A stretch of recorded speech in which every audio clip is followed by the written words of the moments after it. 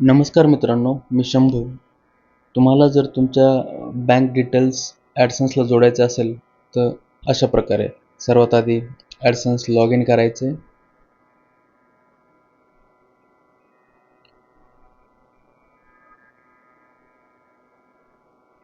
Log in झाल्यानंतर तुम्हाला दिसेल इथे यूट्यूबमध्ये तुमचे काही डॉलर तयार झाले असतील तर हे स्पष्टपणे दिसेल. त्याच्यानंतर तुम्हाला काय करायचं आहे तर पेमेंट ऑप्शनवर जायचं. पेमेंटवरून माय पेमेंट इन्फो, त्याच्यानंतर असं दिसेल. तुम्हाला काही ॲड करता येणार नाही अशा पद्धतीने. नंतर इथून वरून चेंज करायचे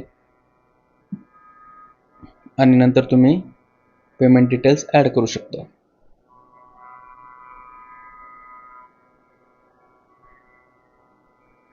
दोन बँकसुद्धा आपण ॲड करू शकतो. धन्यवाद.